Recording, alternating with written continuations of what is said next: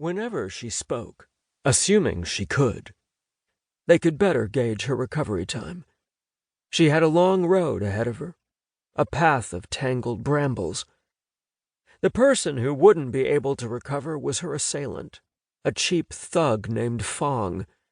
That was the news the detective had delivered, recapping it in the hallway outside Mallory's room.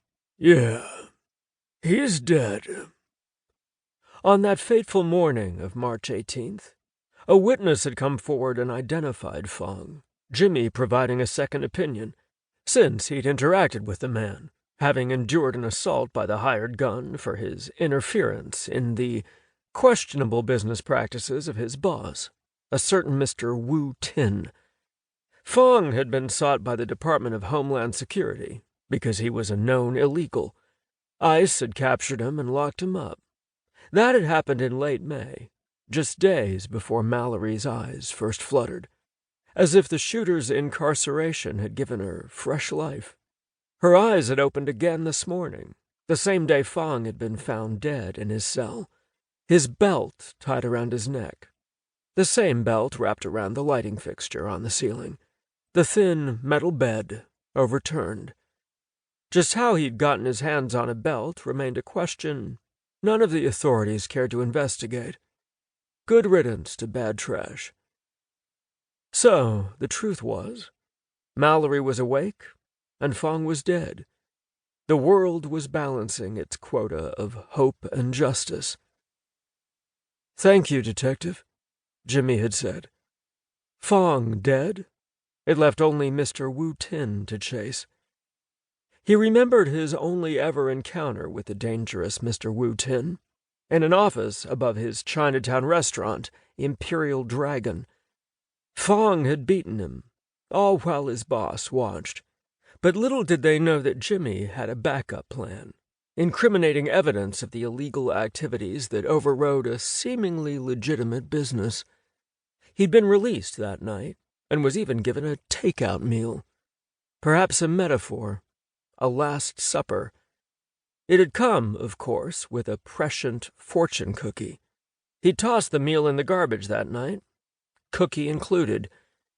He didn't need anyone telling him his fortune, or his future.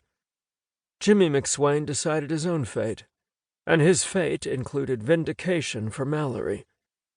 At the hospital, both doctor and detective left, leaving Jimmy with his sister, as it had been since March. "I'll get him. That's a promise," Jimmy said, kissing her forehead. She touched his arm, tried to smile. And she spoke.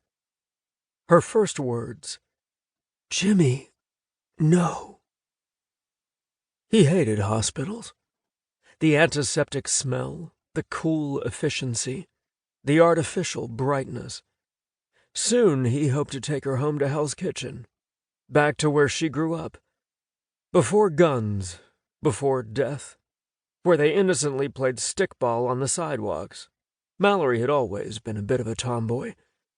She was tough, but she loved to laugh, her vibrancy having a way of drying tears.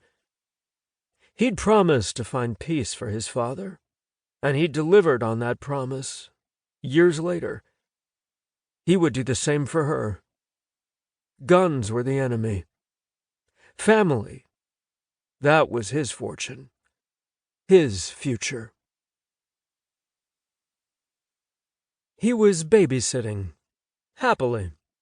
It was a Friday night in mid-June. His mother, Maggie, was at work.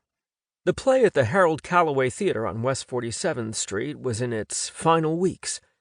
Triskaidekaphobia had performed decently on Broadway, but had never become the big hit Wellington Calloway and his producers and playwright had hoped for. They had secured 4 Tony nominations, but not one for Best Play. Such a result meant putting up a closing notice. Maggie said she didn't mind. It would free up her summer, just as she liked. Megan had gone back to work on the aisle, too, which is why Jimmy was right now entrenched on the sofa, baby Joey in his arms, a bottle between his lips. Joey, Joseph, named in honor of their fallen father.